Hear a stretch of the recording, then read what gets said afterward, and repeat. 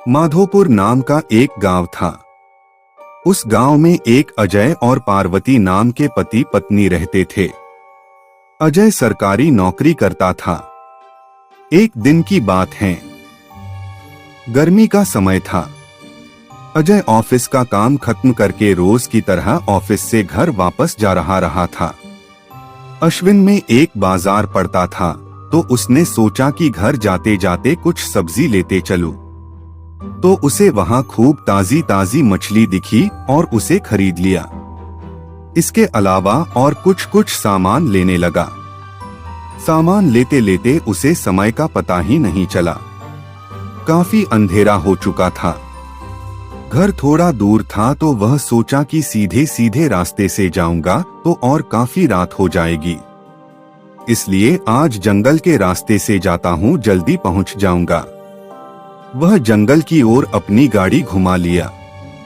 काफी अंधेरा हो चुका था और अजय तेज गति से गाड़ी चला रहा था। थोड़ी देर बाद उसके गाड़ी के सामने एक औरत आ गई और अजय झटके से ब्रेक मारते हुए गाड़ी को रोका। अजय उस औरत को देखा। वह औरत बड़ी सी घूंघट डाल रखी थी और जोर जोर से रो रही थी। अजय उससे पूछा कि कौन हो तुम और तुम्हारा घर कहाँ है? इतनी रात को इस घने जंगल में क्या कर रही हो? लेकिन वह अजय के कोई भी सवाल का जवाब नहीं दे रही थी और बस रोए जा रही थी। उसके रोने से ऐसा लग रहा था कि पूरा जंगल ही गूंज रहा है।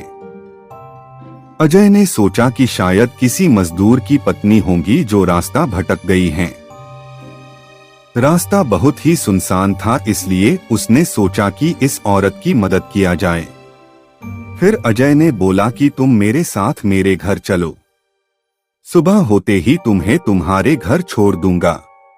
वह अजय के साथ घर चलने के लिए तैयार हो गई और गाड़ी के पीछे बैठ गई। रीति रिवाज के कारण उसने अपने सिर पर घूंघट डाल रखा था, जिसकी वजह से उसका चेहरा छुपा हुआ था। काफी रात हो गया था तो घर पर अजय की पत्नी उसका इंतजार कर रही थी। जैसे ही घर के बाहर गाड़ी की आवाज सुनाई दिया, वैसे ही पार्वती दौड़कर बाहर आई। उसने अजय के साथ एक औरत को देखा तो उसने अजय से पूछने लगी कि ये कौन जो तुम्हारे साथ आई हैं?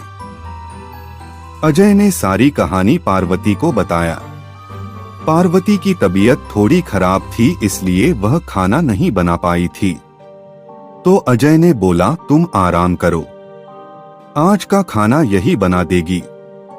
लेकिन पार्वती को उस औरत पर शक हो गया था। उसे लगा कि ये कोई साधारण औरत तो लग नहीं रही है, शायद यह कोई चोरनी होगी जो चालाकी से घर का सामान चुराने आई है।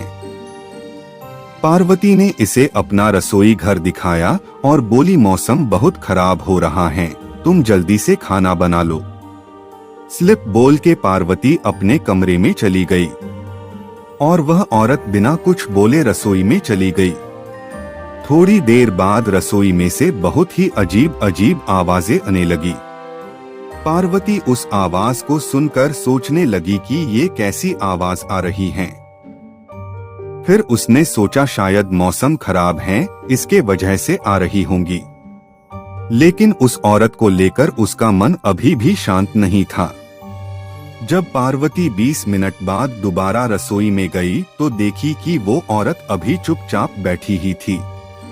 पार्वती को ये देखकर बहुत गुस्सा आया और पार्वती चिल्लाकर बोली, अभी तक तुमने खाना बनाना शुरू भी नहीं किया है, जल्दी बनाओ खाना, सबको भूख लगी है। उस औरत ने कुछ भी जवाब नहीं दिया और चुपचाप अपना चेहरा ढककर बैठी थी। पार्वती ने कितने बार उसका चेहरा देखने की कोशिश की, लेकिन देख नहीं पा रही थी। पार्वती ने फिर उससे कहा, चलो अब जल्दी से खाना बना लो, अगर किसी चीज की जरूरत पड़ी तो मुझे बुला लेना। लेकिन फिर भी वो कुछ नहीं बोली। पार्वती को लगा कि शायद ये अनजान लोग से डर रही हैं, इसलिए नहीं बोल रही हैं। पार्वती रसोई से चली गई। पार्वती को लगा कि शायद ये अनजान लोग से डर रही हैं, इसलिए नहीं बोल रही हैं। पार्वती रसोई से चली गई, लेकिन जब 10 मिनट बाद वह फिर जब वापस आई तो रसोई का दृश्य देखकर डर गई। उसके पैर वही जम गए और उसके गले से आवाज भी नहीं निकल रही थी। उसने देखा कि वह औरत रसोई घर के बीचों बीच में बैठकर दोनों पैर फैलाकर कच्ची मछलियां खा रही हैं। उसके सिर का घूंघट भी उतरा हुआ था। उसका चेहरा बेहद डरावना था। बाल बहुत बड़े बड़े और सफेद थे, नाखून भी बहुत काले थे। वो मछली खाने में इतनी व्यस्त थी कि वो पार्वती को देख ही नहीं रही थी। पार्वती उसे देखकर चिल्लाई नहीं की और ज्यादा अपना खतरनाक रूप ना बना ले। पार्वती ने धीरे से एक थाली उठाई और चूल्हे में जलता हुआ कोयला उठाकर उसके तरफ दौड़कर उस डायन के ऊपर गर्म कोयला फेंक दी। आग की जलन की वजह से वह जोर जोर से चिल्लाने लगी। उसकी आवाज इतनी तेज थी कि उसे सुनकर सारा गांव इकट्ठा हो गया। पार्वती ने उसे आग दिखा दिखाकर अपने घर से बाहर की। वह आग की डर से सीधा जंगल की ओर भाग गई। फिर वापस उस गांव में कभी नहीं आई।